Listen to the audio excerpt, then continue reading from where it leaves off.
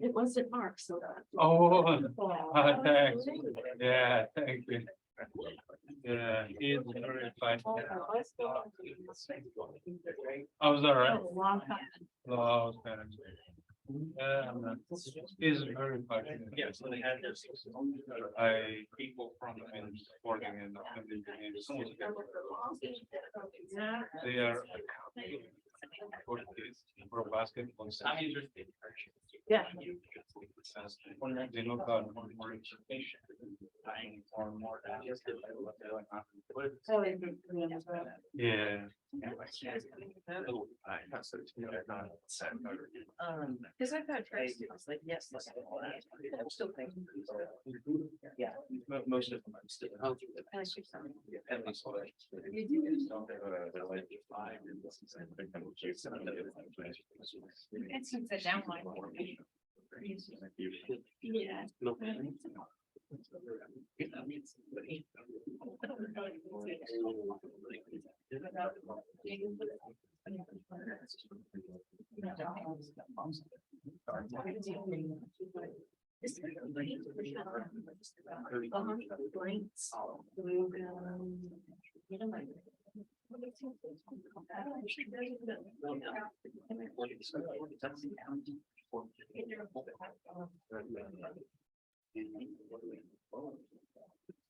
Lights, yeah. But nobody really liked it. So No, oh no.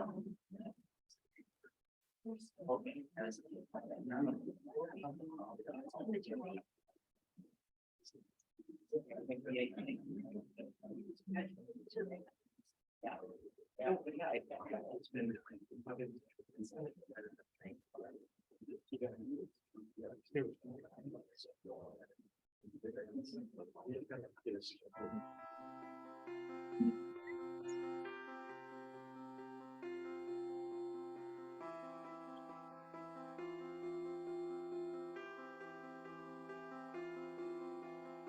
My name's Anna May, and I'm a forester and the 4th generation in the Starker family. The Starker Forest started in 1936 by my great-grandfather, T.J. Starker, and it's been in the family ever since, going to my grandfather, Bruce, and then my dad and uncle, Bart and Bond, and now me and my brother and a couple of my cousins are also involved in the business. The Starker Lecture Series started as a way to honor TJ as well as Bruce, because they're both really interested in forums for debate and new ideas in forestry.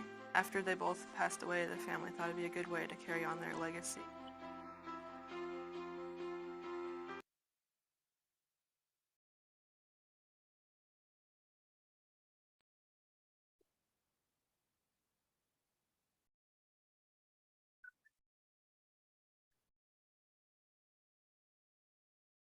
Hello. Hello and welcome to the 2023 Starker Lecture Series. My name is Brad Withrow Robinson. I'm a member of the Starker Lecture Committee, and I'm filling in today for this session's host, Klaus Putman, who could not join us today. So thank you all for being here this afternoon. Oregon State University in Corvallis, Oregon, is located within the traditional homelands of the Marys River or Apinafu band of the Kalapuya. Following the Willamette Treaty of 1855, Kalapuya people were forcibly removed to the reservations in Western Oregon. Today, living descendants of these people are part of the Confederated Tribes of Grand Ronde Community of Oregon and the Confederated Tribes of the Siletz Indians. The Starker Lectures were established in 1985 by the Starker family to commemorate the lives and professional contributions of TJ and Bruce Starker. These visionary men were both graduates of OSU's College of Forestry. Indeed, TJ was one of the first graduating class and went on to be one of the college's early professors. TJ lived what he taught and began purchasing cut-over forest lands around Corvallis. In time, these lands became the Starker family forests, a family forestry enterprise that exemplifies the very best there is in private and family forest operations in the state, maybe even in the nation. We also want to take a moment to honor an important woman of the Starker family, Marilyn. She passed away last Thursday, March 9th, after a battle with cancer, and is remembered as a wife, mother, grandmother, beaver fan, and champion for children in the Corvallis community. We hold the family in our thoughts today.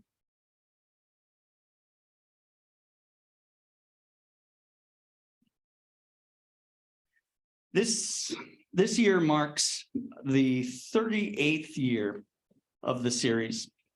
The theme of the 2023 Starker Lecture Series is innovation in forestry. Forestry has a long history of innovation amidst changing physical, social, and economic conditions. Recent and current technological innovations include the use of geospatial analysis, sensing tools, and artificial intelligence to improve outcomes in the woods, as well as in mills and construction. We also make changes in how we make choices through social innovations. This year's lectures will look at some historical changes, as well as some new innovations in technologies and collaborative work. So on to today's. After the lecture, we will have a Q&A session, brief Q&A, and then we hope you will join us for a reception out in the atrium. SAF credits are available and certificates can be picked up in the back of the room, Steve. Today's guest, Monika Moskal, specializes in remote sensing of Earth observation at the School of Environmental and Forest Sciences within the College of Environment at the University of Washington in Seattle. She serves as the director of the Precision Forestry Cooperative, which also houses her remote sensing and geospatial analysis laboratory. She is affiliated with the UW Interdisciplinary PhD program and the UW Department of Geography. Wow, I just skipped a whole bunch of acronyms there in that last paragraph, and I'm hoping that Monika has a really big color chart with all the acronyms and different organizations she works with and shares it with us ahead of the quiz, at least. So, Professor Moskal earned a PhD in remote sensing and GIS from the University of Kansas, a master's in remote sensing from the University of Calgary, and a bachelor's of environmental science from the University of Waterloo. Professor Moskal has worked throughout the Western United States and Canada, and her research has received substantial funding from the NSF, USDA Forest Service, as well as NASA. We're very happy to have Monika as our speaker today, so please help me welcome her.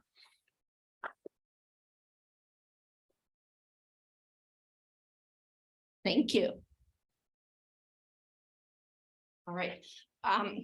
It's a pleasure to be here. And again, I want to thank the Starker family for having these lectures and having me come and participate in this lecture series this year.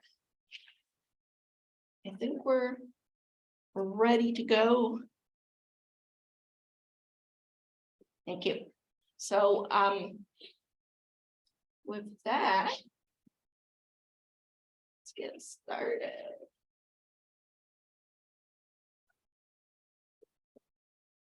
All right.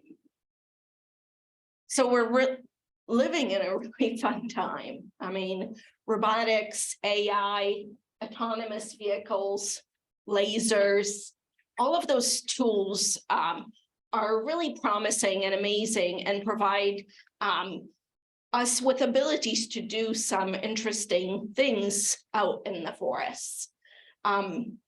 Here you just see the Boston Dynamics Spot robot dog, and this robotic autonomous dog is running around the woods. Please note, this is nothing like the real forest. You saw it's thinned, no understory, and it's collecting laser data, LiDAR data to be able to actually navigate through that forest. So this is what it looks like. And it's carrying this cool payload, and I actually brought that payload out today. I'm not going to turn it on, and but I'm happy to play with it later during the beverage session, as long as the beverages are not too close to this thing. But this is LiDAR. This is what it looks like.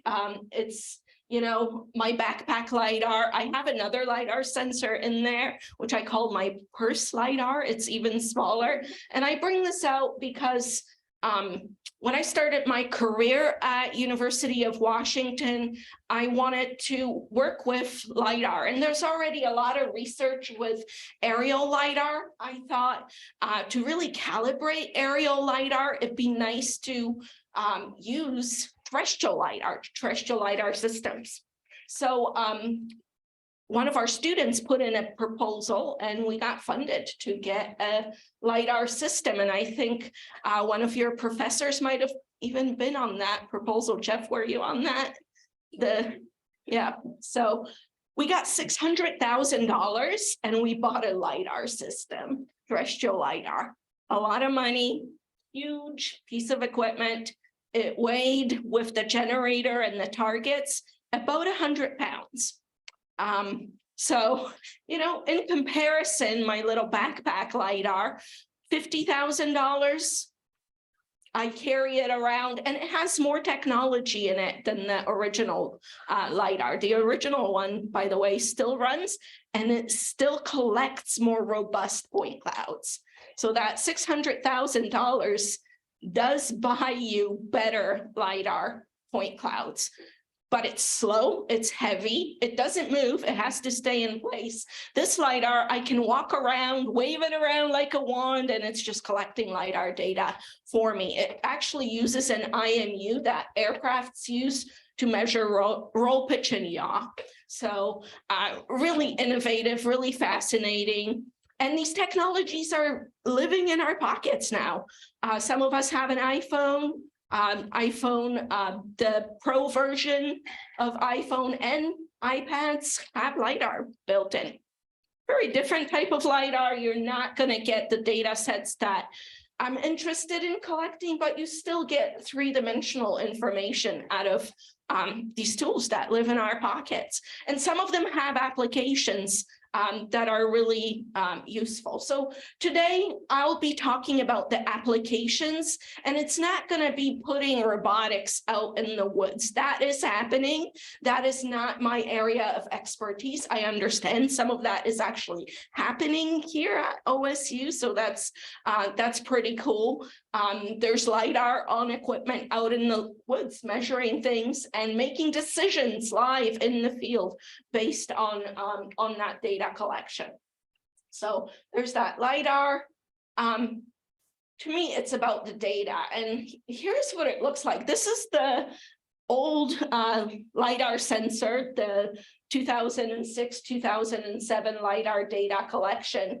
And the really neat thing about this is I'm literally measuring leaves with hundreds, if not thousands, of three-dimensional points. And that becomes important later, because to me, knowing what the leaves look like, their size, their placement, their position, lets us do a lot of applications in remote sensing. But before I give you some examples, I do want to talk about the Precision Forestry Co-op and give you a little bit of a rundown of what we do in the PFC. The PFC actually has a mission to develop advanced technology solutions to improve the quality and reliability of information needed for planning, implementing, monitoring, conserving of natural or ecological resources, to assure sustainability on the landscape and sustainability of outcomes for forest, wetlands, meadow, wildlife habitat. So we don't look at forests as independent island on the landscapes. Forests are part of the landscape, and we study the landscape holistically within the PFC. We focus on trees a lot, but it's not the only thing that the PFC looks at.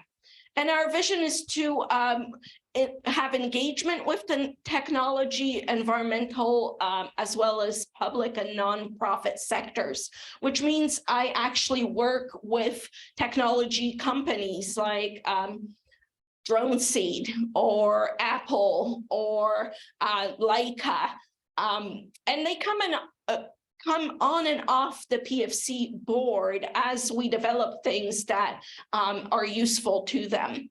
We have an advisory board, so from the public sector, we have a lot of government agencies like the BLM, the Forest Service, the Department of Natural Resources, and USGS. And then we have the industry, private sectors like Weyerhaeuser, nonprofit like the Nature Conservancy and Forterra, and so on and so on and so on.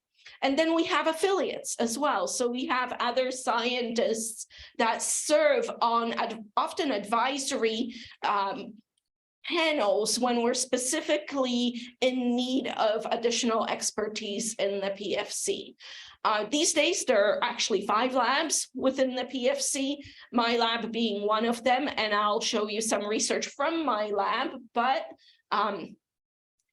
before I do that, I want to tell you a little bit about the history of the PFC. I'm not going to go into the details here, except to let you know that slowly but surely we're growing, and we're growing at a manageable pace. I took over the directorship in 2013, and since then we actually had 2 additional labs join the PFC. We've also switched our funding model to seeking more external grants. Now, the PFC is not a co-op that's membership based. So to be part of the board, you don't pay fees. We go out and get grants, research grants, and research contracts. And that's how the PFC funds its work and its existence. We also have a state line that was designated to us in 1999. So since its conception, we've generated over $40 million of funding, published 250 plus papers and reports. We teach quite a bit. We provide workshop outside of the classroom, and we've had many students do their degrees through the labs within the PFC. The really amazing thing is our job placement. So I want to be safe and not say 100%, but if you look over time, majority of our students, 95% of our students get placement in technology industry or in the forest sector or in the environmental resource management sector based on the training that they get with our labs. Now, the students are our workforce, so that's really who we rely on to do the innovation and the development in the PFC. All right, let's talk about the labs. So the first lab, if you look at our diagram, there's a heart of the PFC. It's a central lab.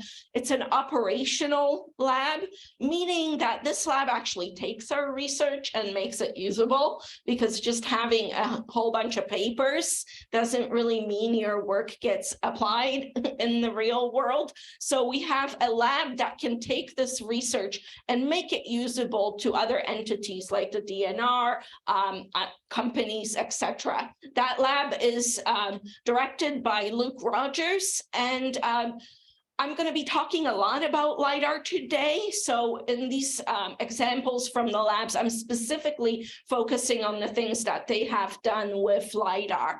And some of the interesting projects, for example, was to take LiDAR-derived models at one location and test how well those models perform outside of the study area, but still within the Pacific Northwest. We're not taking, you know, forests, models that we're developing on forests in the Pacific Northwest and applying that to the tropics. We're doing it in still in the Pacific Northwest, and we're finding that it's actually feasible. It's a good starting point to take an existing model and expand it to other regions. It's promising, especially for things like basal area or density or diameter. Those things tend to work pretty well.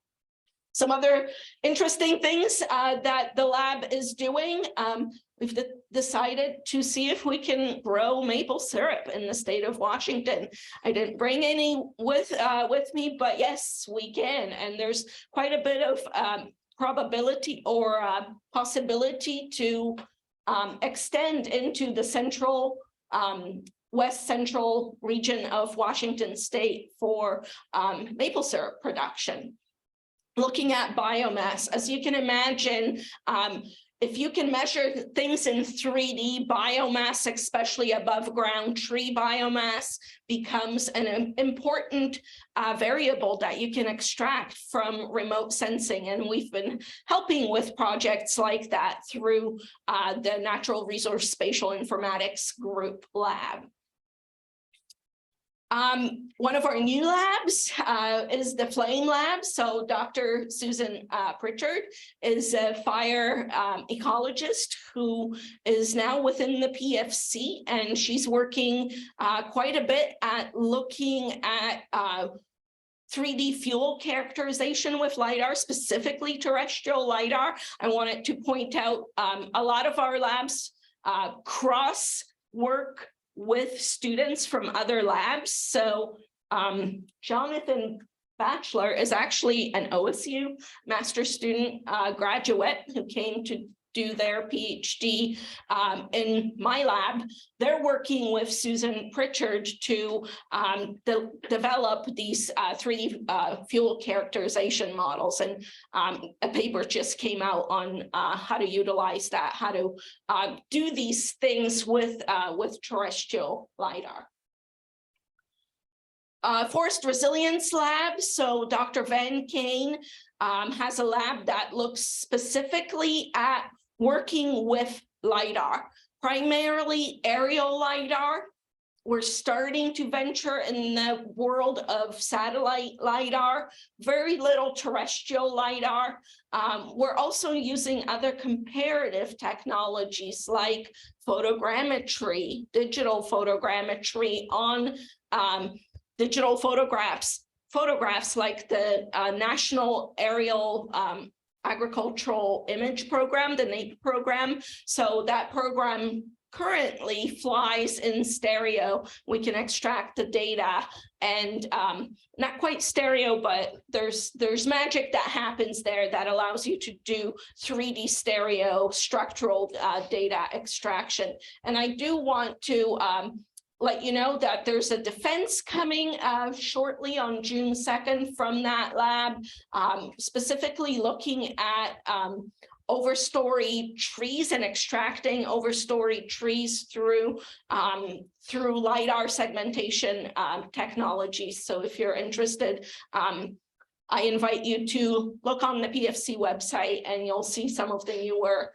developments in Van Kane's lab.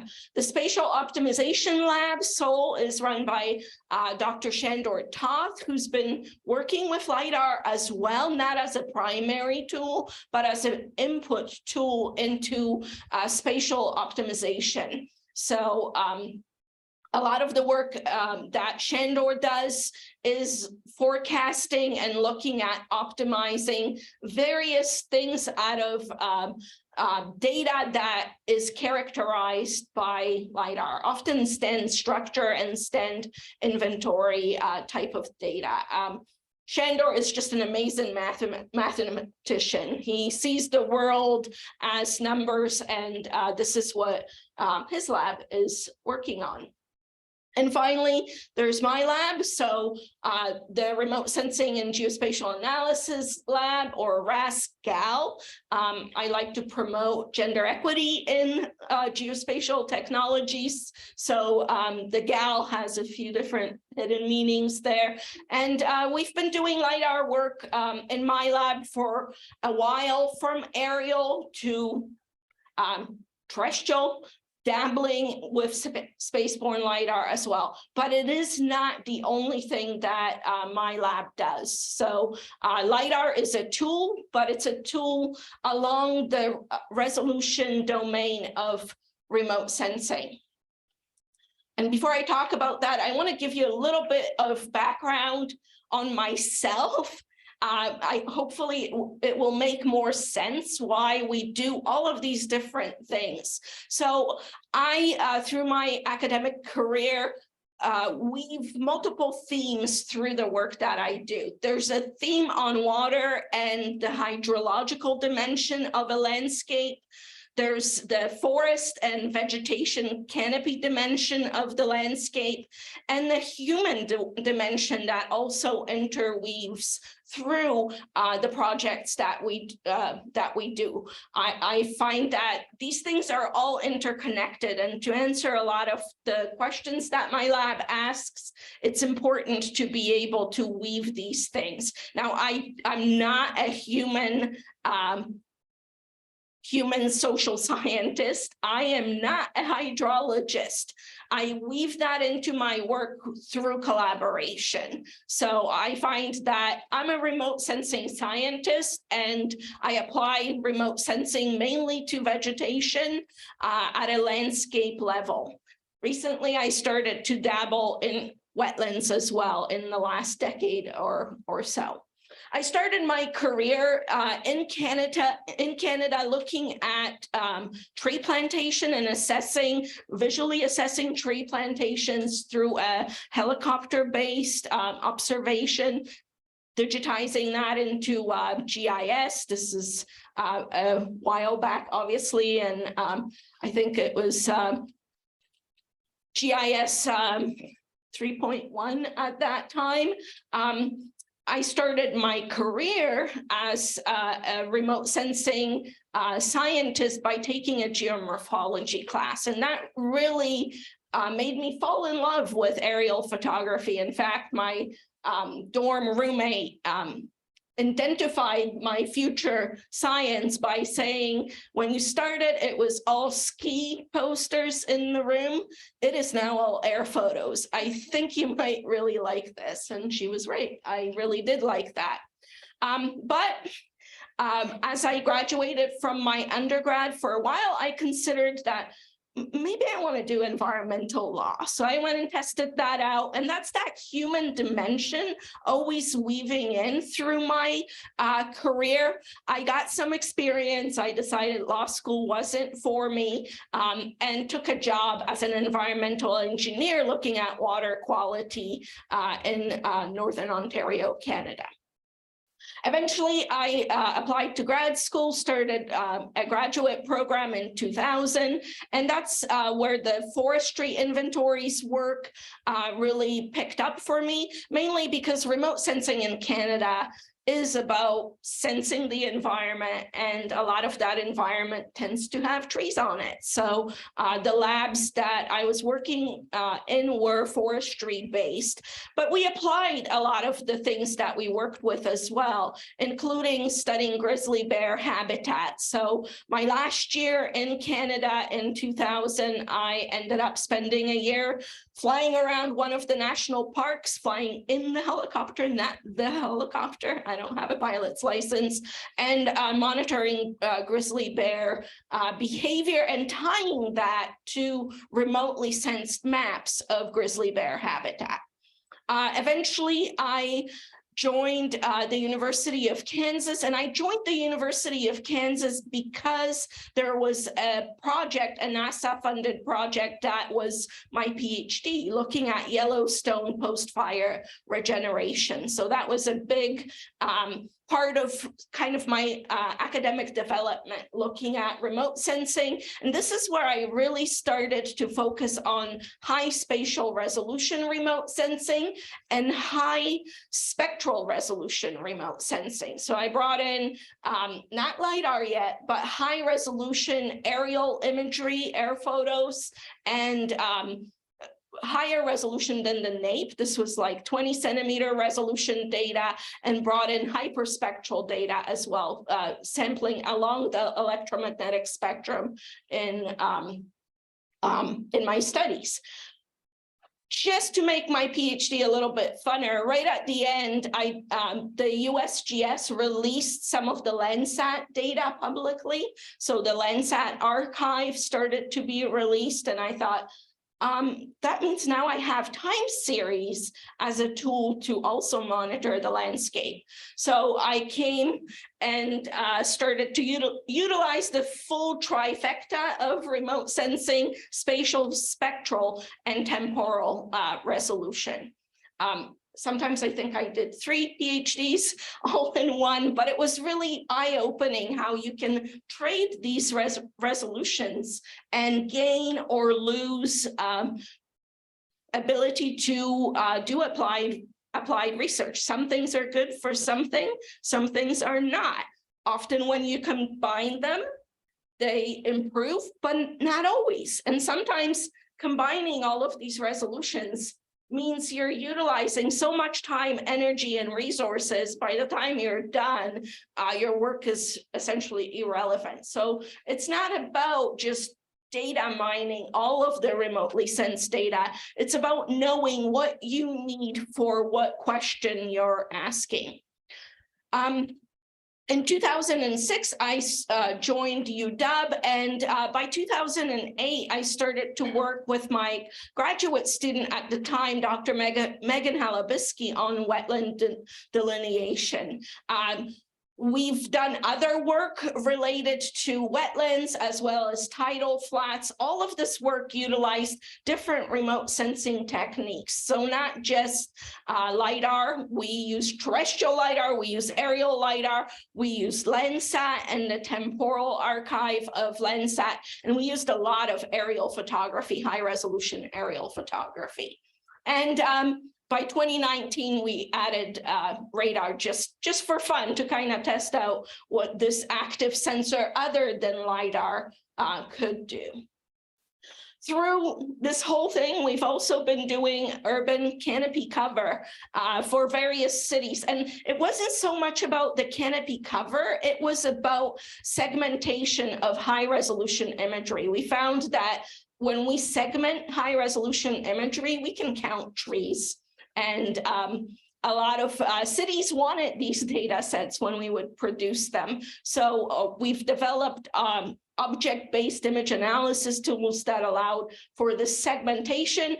Just about 2 weeks ago, there's been an update to Seattle canopy cover based on our technique. Unfortunately, the Seattle canopy cover is going down. But one of the things that we pride ourselves in my lab is that we develop techniques and we move on. We're not an operational lab where I'm going to be doing canopy cover for the next 30 years. Once a technique is robust, I like that technique to go out into the public realm or into the hands of the practitioners so they can actually utilize it. I don't like gatekeeping techniques. So we get them out there, and we do that through workshops, public workshops, when we bring people in and teach them how to use some of our tools. And of course, the forest canopy dimension work has never stopped. There's been a lot of various things going on, including above and below ground carbon, inventories and structure, from terrestrial LiDAR, tree species, the holy grail of remote sensing for forestry applications, riparian forest assessments, and more carbon monitoring in the last few years. In 2019, we got a NASA grant to look at stakeholder-driven carbon monitoring, and this is where we went into the realm of below ground carbon. Originally, we wanted to do above ground carbon, but we realized that there were so many others doing a great job at this already. So we partnered with them, and we worked with Andy Hudak and other scientists who already produce above ground carbon and really focused on the below ground carbon in this grant. And these days, we're still exploring social components, a human dimension of the work, and continuing wetland work as well, and below ground carbon work. Really, we put in a proposal, so hopefully it'll get funded, but the goal is to expand our methods beyond Washington State and kind of do it for all of the PNW. And down the road, hopefully beyond. All right. I think all of these blends of dimensions of science make science stronger. That's what drives me, but it also makes it seem like I'm all over the place. So I try to provide a tied up roadmap here of the things that we're doing, but I can't talk in detail about every one of these projects. Now, I do want to leave you today and teach you today what I found is a really good way of thinking about remote sensing, and that is to think about remote sensing through the domain of resolution. This has been really the core of what my lab focuses on. We look at spatial resolution, and this can be data from drones, data collected terrestrially from photogrammetry, or from a terrestrial LiDAR. It can be synthetic aperture radar that's flown in an aircraft and collected at high resolution data.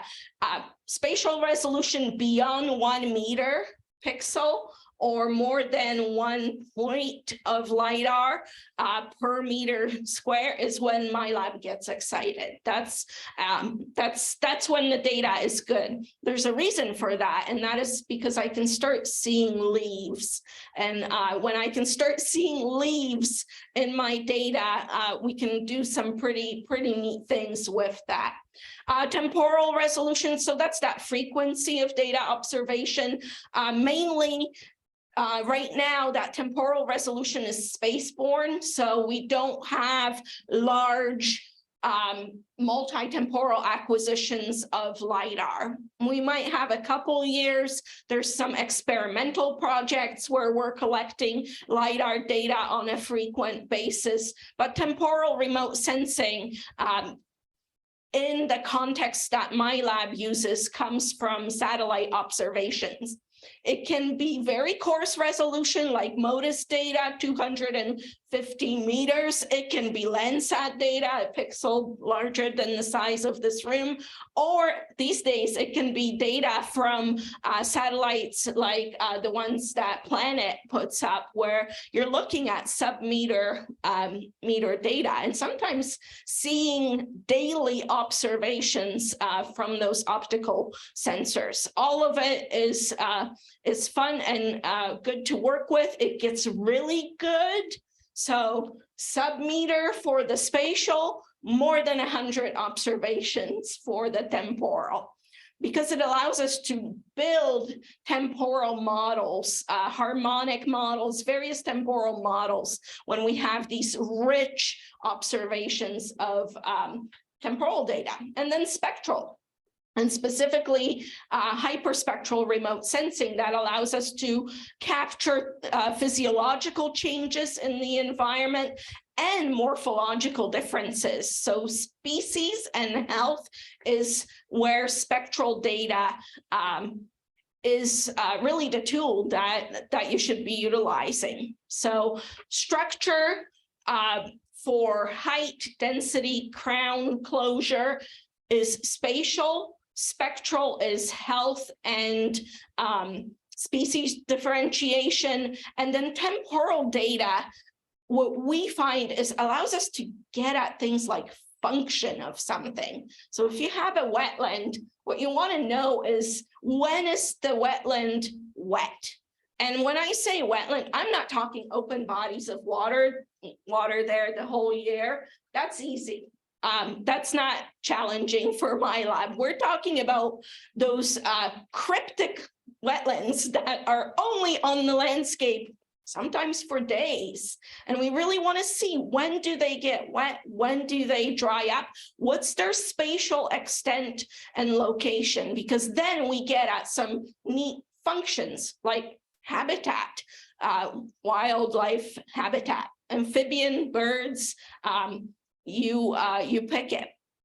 So I hope that helps, because remote sensing is one of those disciplines that changes. You take a sabbatical or you take a quarter off, you come back and there's new satellites and new sensors and a new company doing something with the data. But if you can wrap your head around the domain of resolution of that data, you can really determine what that data is good for. So when someone gives you or tells you, I have this sensor, here's what it does, ask them about the resolution of that sensor, spatial, temporal, and spectral, and then think about what each of those resolutions is able to do for you.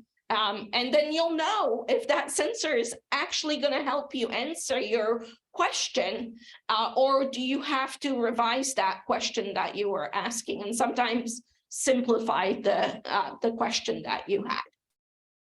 Of course, with looking at remote sensing, there are things to think about, like costs of the data, the time that it takes to analyze the data. The bigger, the more domains you bring in. If you're working with all three, that means you're going to utilize a lot of time and computer power and different algorithms to process that data. That means your cost is going to go up. And of course, accuracy. And often that's how we measure if something is good. We go and look at accuracy, produce an accuracy matrix, and we don't just look at that 70% accuracy. That's great, but we look inside of that matrix and we look at what's getting confused. So it's called a confusion matrix for a reason, because it's telling you where there are problems. And if you can figure out where those problems are, especially if you can look at the producer's accuracy, will tell you, do you have good data? Do you have good algorithms? The user accuracy is telling you what's happening on the ground. Once that map is being taken out in the field, are there errors of omission or commission in the map? So looking at the whole matrix, not just that one number, that's really misleading. I can throw water into my classification and bring the overall classification up by 20–30%. So think about individual classes, what's getting mixed in the algorithms that you're producing. And that can be, land use land cover classification, but it can be height bins or crown density or leaf area index. All kinds of variables can be explored through that, looking at the confusion matrix. And there are synergies when fusing multiple domains, but those synergies come at a cost. And sometimes it's not worth it. The first argument I had with a graduate student in 2008 was when I thought it was great because we were improving accuracies by fusing LiDAR and aerial imagery. And my student Todd thought it was horrible because it added months of analysis and only increased that accuracy by about 10%. Managers didn't care about that 10%. So we learned an important lesson. The end user, your stakeholder, the person that you're producing these things for has a voice. And when they're telling you it doesn't matter because at 70% accuracy, I'm comfortable making a decision. If you've made that map 80, 90% more accurate and charged me 10,000, 20,000 extra on the project, that's not really helping me. So know that, yes, you can fuse data sets. Yes, you can do better, but you don't need to. You often don't need to do that. And the final thing about remote sensing takeaway message, think about access, think about equity, think about inclusion. We have a ways to go in geospatial sciences on all of these things. There's still a lot of individuals that don't have access to these data sets because they're not free. There are individuals that don't have access to the education of how to utilize these data sets. So I think some work needs to be done there. And if you're a remote sensing scientist, don't call me out here. There is a fourth resolution. It's the quantization level, the bit level of your data. That resolution actually plays with all the other resolutions of remote sensing. So 8-bit data allows you to see 256 different gray levels in a Landsat image in one band. If you increase that to 32-bit resolution, you're talking about millions of gray level, discrete gray levels that your sensor is able to collect. Why is that important? Well, it can be important if you're trying to differentiate between classes that are mixing up. So if you have grass and fescue, and you have 8-bit data, it's very likely that 32-bit optical, so just no LiDAR, just optical data, it's very likely that increasing that quantization level is going to help out. So that quantization level can happen in spectral resolution, but it plays a role in spatial resolution as well, especially when you compare different dates of data acquisition, because our earlier sensors had a different quantization number of bits versus our newer sensors. It's the same problem with temporal. So that resolution plays a role, but it interacts with all three resolutions. So in remote sensing, what we're trying to do is to do projects that optimize all of these resolutions, right? All three. So imagine the temporal on the bottom is solved as well. But often we don't get to full solutions. And that's that, 70% is good enough. You don't have to optimize each one of these temporal resolutions to get an answer, because to do that, you're often going to increase the cost or the time that it takes you to do the analysis. And in reality, a lot of remote sensing projects still just work with one of these resolution domains, and that's okay. It's not a bad thing to do that. If you can get to the answer quicker and a management decision can be made within the season that you need the management decision, then that's actually a good thing. You don't have to show off how you can jockey all of these data sets. It's more important to actually get an answer and make a decision on it. So how remote sensing is used for forest metrics, I'm sort of switching a little bit. First of all, why do we monitor forest metrics? It allows us to make sustainable decisions, but you have to know that forest metrics are estimates, they're models. So, and they're based on research objectives. So those objectives tell you which metrics are needed, how frequently those metrics are needed, what's the acceptable accuracy, and what is the acceptable cost. We don't have unlimited purses of dollars to do the data. To develop these metrics, I personally do this with field data. So yes, my models are empirical models. And I think that's important. I think you can't really do remote sensing without going on the ground and understanding what's happening on the ground.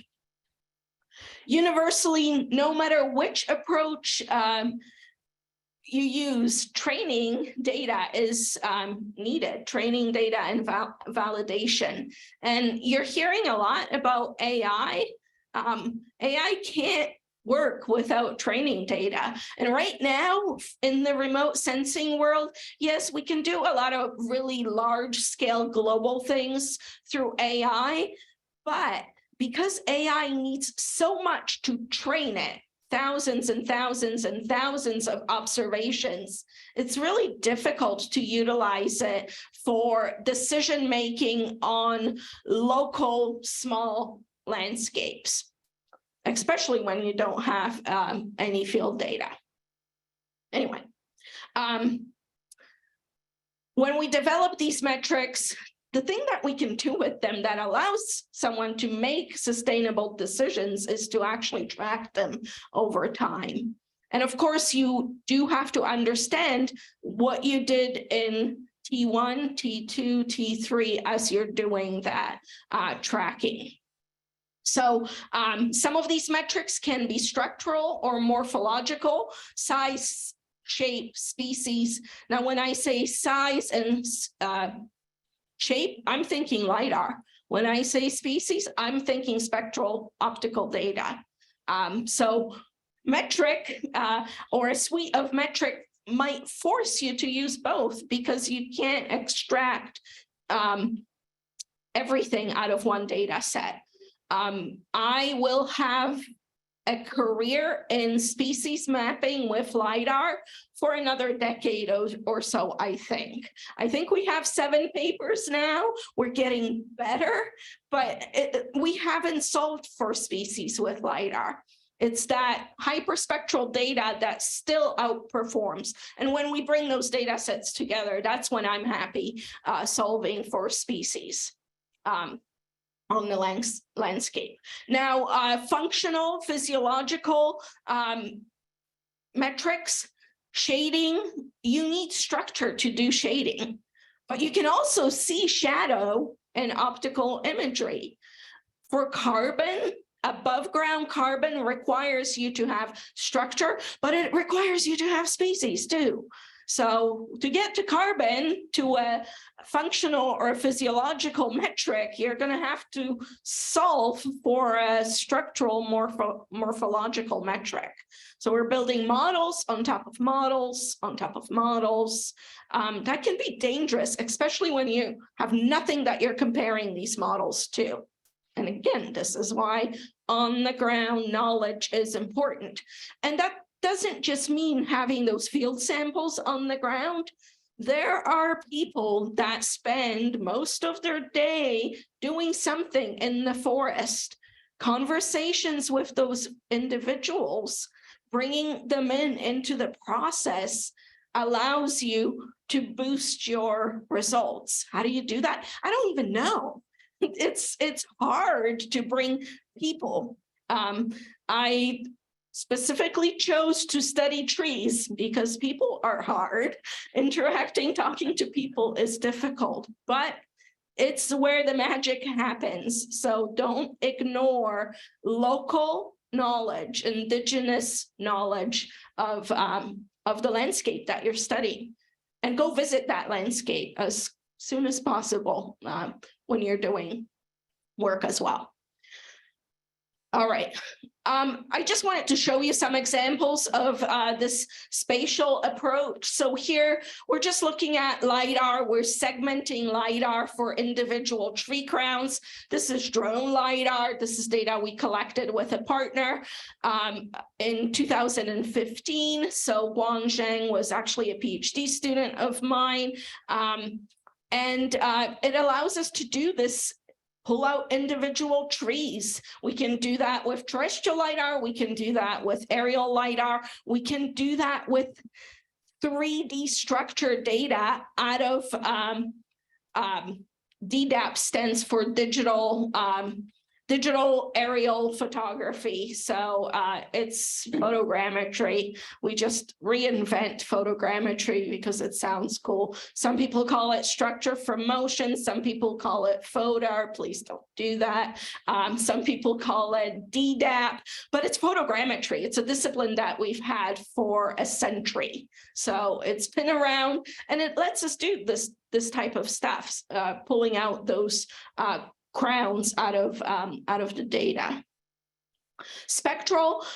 So again, spectral is great for health, for species.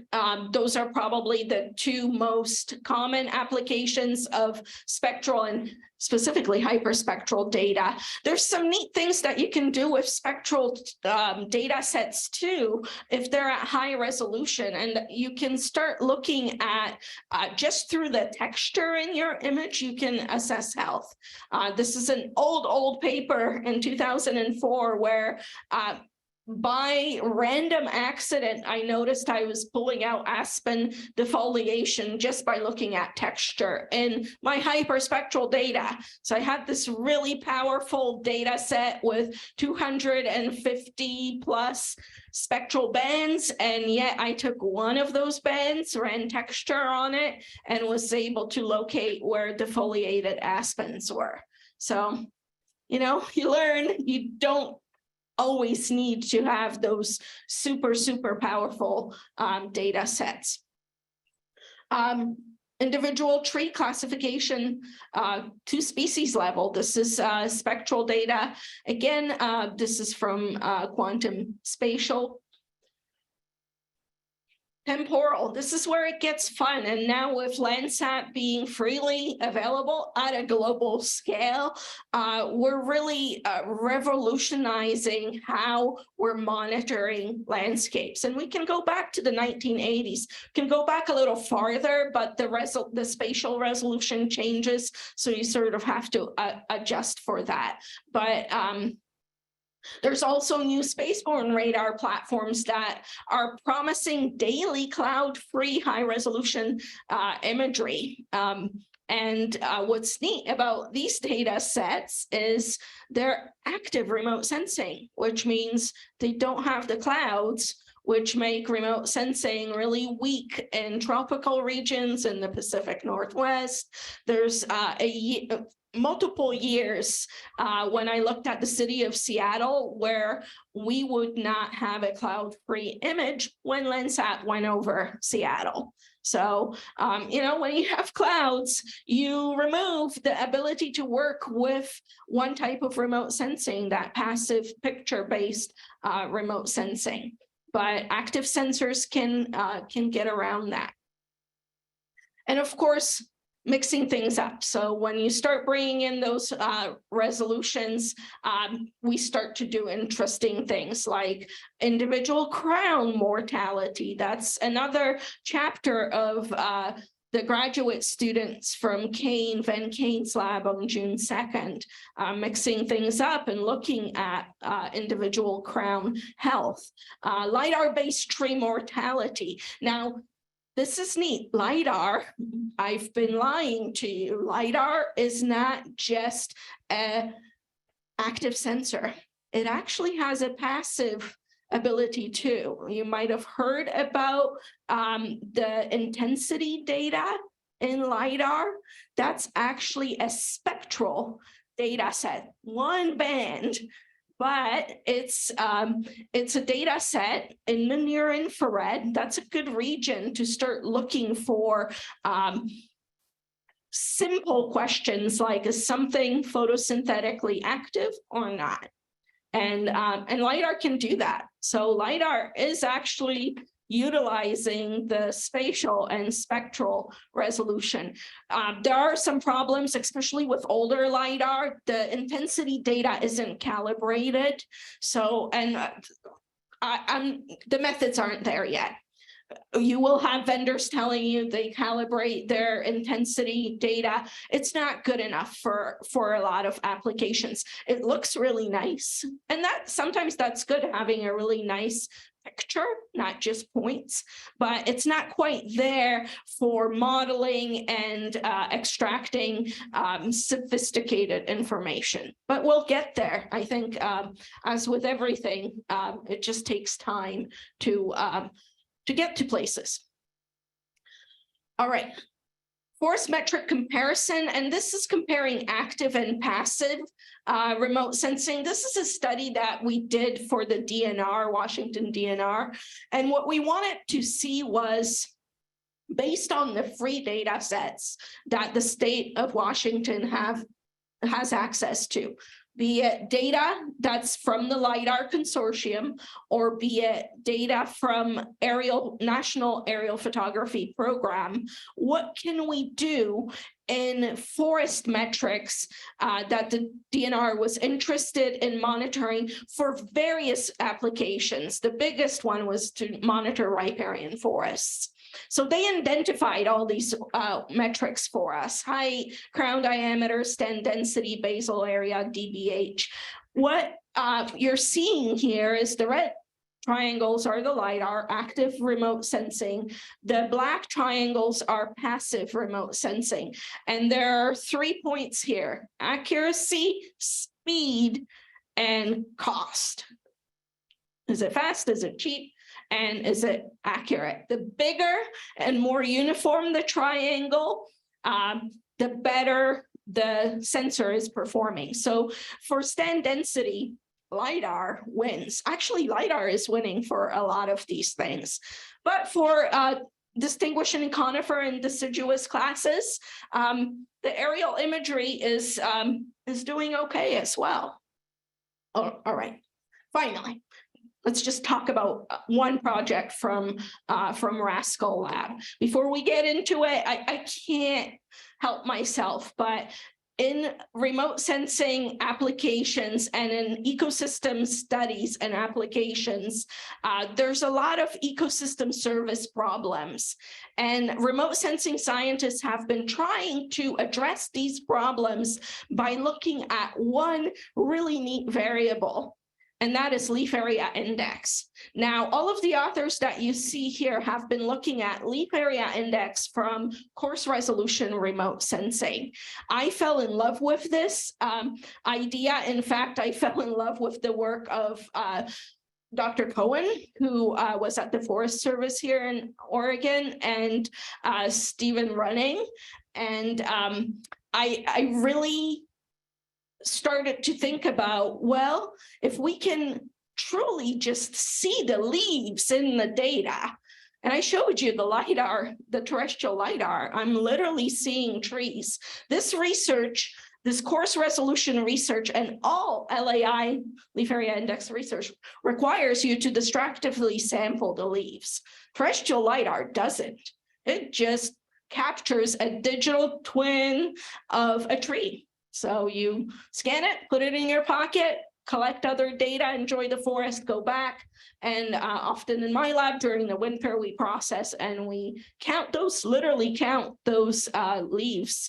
And we do it by slicing and dicing the LIDAR data point clouds.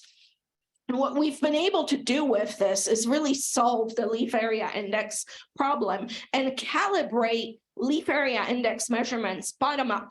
So now we can calibrate satellite-based leaf area index by utilizing terrestrial LIDAR. It's what drove me to looking at structure in forests, and what brings me back to some of the work that we've been doing. Inventory and structure, cool. Remote sensing is great at this, not just LIDAR. You can do it from terrestrial or aerial photogrammetry as well. What it allows you to do is derive various metrics and variables. In my lab, it gets interesting when you're looking at heterogeneous forests. So instead of looking at a plantation where LIDAR and these techniques are operational, and when I say plantation, it's not the Pacific Northwest plantations that are on steep terrain, have understory, have a lot of stuff going on. I mean the plantation that you saw the robotic dog move through. it's solved. You can do that with remote sensing, and it's easy, but it gets kind of boring. So looking at heterogeneous forests is where we're still developing these various techniques. Looking at biomass and canopy cover. So LiDAR is really great at that. This was a project that seeded an idea for looking at biomass of wetlands below ground carbon and below ground biomass. We realized that LiDAR is really great at doing this, but LiDAR is also really good at extracting topographic metrics. And what we've done is develop this watershed-based wetland probability tool. So it's a wetland intrinsic probability tool called WIP. It's a plugin in ArcGIS. It's there. You can use it. And what it lets you do is start to look at where wet versus dry things are spatially explicit on the landscape. It's picking up things that we have to test and figure out on the ground if that's truly a cryptic wetland or open water. A lot of the open water is captured through the National Wetland Inventory, but these metrics allow us to go beyond that. And since we can go beyond that, when NASA made a call for monitoring carbon, what we realized is that below ground carbon, the way most scientists were doing this, and some of us still do it, is to take our above ground forest carbon and multiply it by 2, and we have below ground carbon. It's okay, especially when you're trying to do this on global scales, but it's not really the answer. And we knew that. We knew that this isn't really answering the question correctly. So when this program had some money on the table, the director of our school, of course, social media comes in on Facebook, tells me to write a proposal. We wrote a proposal, NASA liked it, and we're at the tail end of that proposal and of that project. So this is a project with Megan Halibisky, and we are looking for below ground carbon. Now, the important thing about the project is we worked with the stakeholders first. So kind of weird, you have a project, you have objectives, proposals already written, and now you're bringing folks in and really asking them questions. What do you need? What's important to you? Where are the gaps? How should we develop these tools to really serve you at the end? And that contact through the project continues to happen. So some of our stakeholders are on phase 2 of this project, or proposal for phase 2 of this project. Our questions were complex. I'm not going to go through all of the details. Our tools got put in place, allowing us to map this intrinsic wetland probability. So WIP, and look up Dr. Halibisky. The paper is out now. The tool is in ArcGIS. Our hope is that we can also convert it to be run in R, because we like open source. But right now we're doing it in ArcGIS. And we noticed that our accuracy was actually quite high. We know that because we took wetland ecologists on the ground with us and walked out to some of these areas. And the first time we actually did this, I walked out with Megan and the DNR wetland ecologist, and we had a survey grade GPS, and we walked out to an area that we're using small pixels. So it was just a little bit larger than this table. And I stood there and I thought, I don't see a wetland. There is no water here. What's going on? And then the wetland ecologist laughed and handed me the shovel. And we realized that to know if you have a wetland, you have to look at the soil. So actually, a lot of this work is driven by field data. So we not me, my graduate students, I'm going to skip through that. My graduate students ended up digging almost 100 meter deep soil pits to assess the carbon. And the interesting thing here is, you know, from looking from above, from air photos, even standing and looking on the ground, you might start to see that this could be a wetland. But again, it's the soil that tells you that you're in the wetland. And that's when we start to try and figure out the carbon measurements. I'm skipping some of these slides just because we're going to run out of time here. So soil pits, 97 soil pits in Washington. There's some other ones. We expanded this project to Alaska now. So there's another 30 in Alaska, and we're able to apply our models to do this below ground soil carbon assessment. And we're finding, like I said, some interesting things. This is the last slide I'm going to end with. And what we're finding is if you look at above ground biomass and above ground carbon, you'll see that the old growth right here is sequestering or capturing a lot of above ground carbon. But you look at your below ground soil carbon, and it's those big trees are not really, you know, capturing, times it by 2 below ground, it really falls apart quickly. We have some moderate sized trees here, not the old growth forest trees. Look what's happening with the soil carbon in those areas. Now I'm simplifying the story. There's, you know, there are some areas where the soil carbon is super low. There's some areas where above ground carbon stops being sequestered by trees because it's too wet. But we know that our ×2 doesn't work, and that's what we're using to say we need to keep doing this type of work and figure out where below ground carbon actually is, because we think these moist landscapes are capturing some of that carbon below ground that if we're going to account for it, we haven't done that just yet. I think I'm at time. I can. We have 15 minutes or so for questions. Yeah. And this is our time for all of you to interact with our guests and encourage, and we have online capacity as well, correct?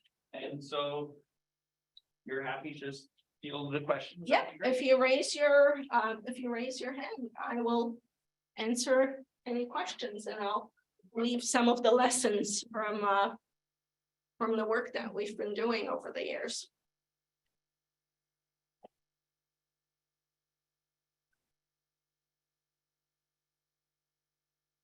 I was just wondering, you have something of a unique perspective in your role and with the different research groups within at UW and then with your stakeholders. And I guess I'm curious, where do you think we're going over the next 10 years?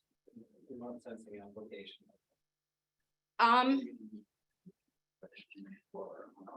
Okay, the simplified version of the question is, where are we going with remote sensing in the next 10 years? That's a really hard question, and I learned early on in my career that faculty that have been doing this for 20 years often fail in predicting the future.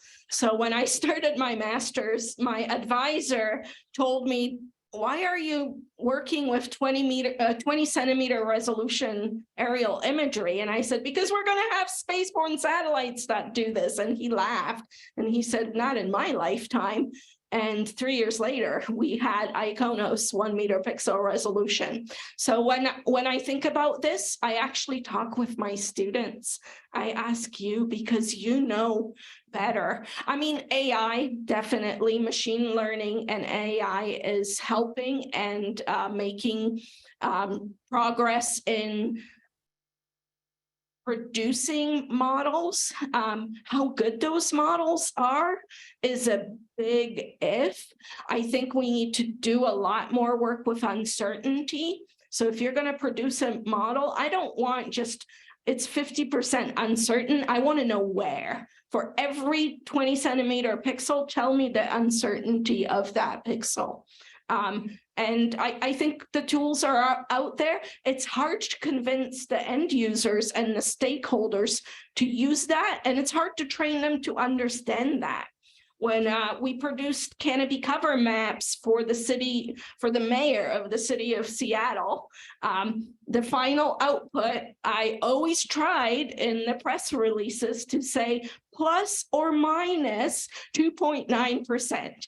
And the published record would be Seattle has 32% canopy cover, and the plus or minus would get dropped, and that was never part of the discussion. So I think that needs to be happening. I think we're living in the age of hyper resolution triple domain remote sensing. We're collecting high spatial resolution. We're collecting it frequently, so high temporal resolution, and we're getting at pushing the hyperspectral. But the hyperspectral is where this is weak. So we have multispectral 4 bands, sometimes 6 bands on these sub-meter satellites that are taking pictures globally and retaking those pictures the next day. So this is happening. That data is being collected, but it's still a little weak in the hyperspectral. The hyperspectral is going to happen. It's an expensive part of this, but it's going there. We have hyperspectral LiDAR. There is a terrestrial LiDAR built by some Canadian researchers that's hyperspectral. So, you know, we know that that's a deep area of knowledge that can improve remote sensing, and I can't wait.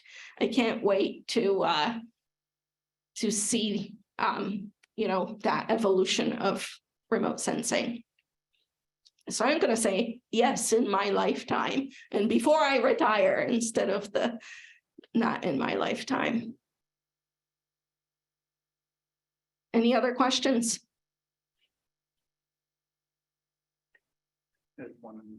Yeah. That's a great segue into my question. Thank you so much for addressing the problem of accessibility and inclusion in remote sensing, because that's something nobody really talks about that much. Yep. It sounds like you're really applauding the benefits of hyperspectral and LiDAR and things like that, and I totally agree with that. And I'm curious, that stuff's expensive right now. In time, you say, obviously it's going to become definitely more mainstream, but right now, and you know, in the next few years, like it's really expensive and inaccessible. So do you have any comments on like making that high resolution data accessible to more people? Yeah, first thing I'm going to say, shout out to ladies of Landsat, the gals of Radar, and there's a whole bunch of these groups out there that are addressing some of the, not all of it, but some of the equity issues in remote sensing. Now, I've been disappointed with the remote sensing industry, so LiDAR hasn't gotten cheaper.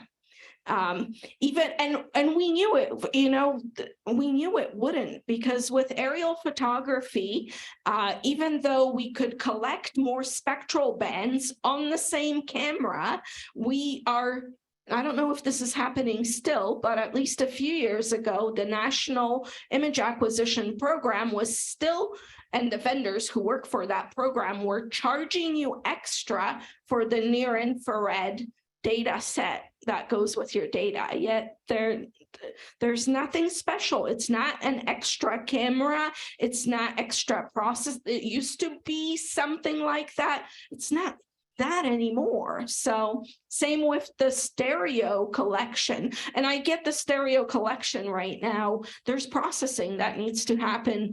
There's cost with that. And it's actually making some of this more expensive. So how can you address that when you're an end user? There's one way, and that's drones or unoccupied aerial vehicles, however you want to call these platforms, they're inexpensive. You can get a fairly good drone for less than $1,000. And those drones will have a camera on them that allows you to do photogrammetry. And, you've just gotten yourself a sensor that does high resolution structure. Now you still need a pilot, and there's licensing with flying those, but that's one revolution. And I think there's I'm not surprised that a lot of landowners have a person within their group who they trained to fly a drone and are collecting that data themselves and removing, the expensive vendor of those aerial images. I mean, Landsat, when I started working with remotely sensed data in Canada, my advisor had one Landsat image. It cost more than a car, and he had about 20 students publish papers on that one data set to make it worth it. When I was doing my PhD, the first Landsat data set I had to purchase through a student grant cost me $800. By the time I was finishing my PhD 3 years later, it was free. It opened up, and that's why I claim it took me another 2 years, not 3, but 5 years to finish my PhD. I don't know that I started working ABD. Please don't do that. Don't take a faculty position, ABD. It will add time to your degree. It's a good question. I wish I had a stronger, more optimistic answer. Yep. An online viewer has a question. What is the progress in assessing tree vigor and stress using remote sensing? What is the progress of addressing tree vigor and stress through remote sensing? So that's a health question. And that question is often addressed through optical or passive remote sensing. Although intensity out of LiDAR, especially as we start to get nicely calibrated LiDAR data, can start to look at vigor because you're looking in the near infrared region, which is where plants reflect based on their structure. What's missing is the red region. So vigor is related to photosynthesis. That's the red region of the spectrum. That's why optical data sets that can do near infrared and red can get you an NDVI, a normalized difference vegetation index. Simple layman terms, it tells you how vigorous a plant is. So the more vigor, the higher or the steeper the index, the less vigor, dead vegetation flatlines in a vegetation index. So on a global scale, we have NDVI out of Landsat, we have coarser NDVI out of MODIS. We can do some really neat global observations. On a local scale, the data is expensive. You're working with vendors like Planet and a whole bunch of others that you have to buy the data from, or you have to buy a subscription. If you're going to do this with a drone, you're going to have to get a slightly more expensive drone that can do the near infrared red. There's a lot of agricultural drones that do that to monitor crops. So, in precision agriculture, these methods are already established, and farmers are flying drones to monitor their lands. I hope I gave some perspective on that.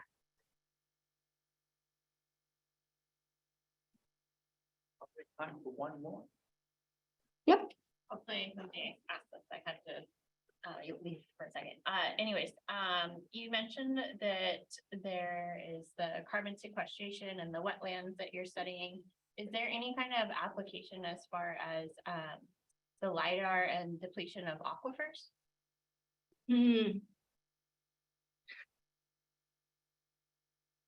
It's not my area of so the question was, is there application of LiDAR for depletion of aquifers? It's not my area of expertise, but the work that I've seen with remote sensing, you know, when I teach a remote sensing class, a lot of the aquifer questions are asked through an agricultural perspective and the diversion of water for agriculture. A lot of that is not LiDAR. It's all optical, and Landsat can do it. And this is when you have to look at things over time. You can't just look at things once. I'm sure there's LiDAR research too that that looks at this, but unfortunately, it's not something I'm strong in. Okay, thank you. Take that. Please help me thank Monika for her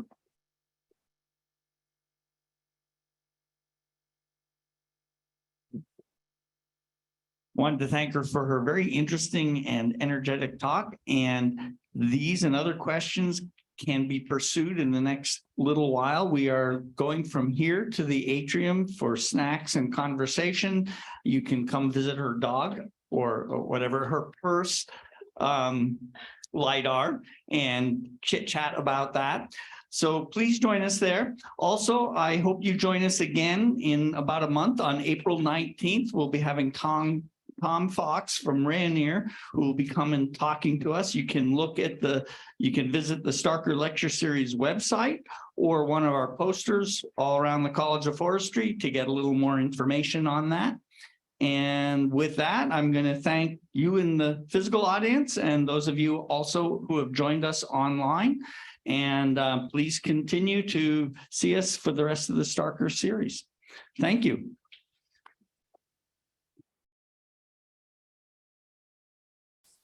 By the way, it's a hockey puck. Her first LiDAR, the hockey puck. All right, see you out there. Yes. In the I don't know, it's literally just whatever the thing. I can't have some. That's yeah, that would be crazy. The road I got is she's like a liar. Yeah, it was that was here. No, I heard him on.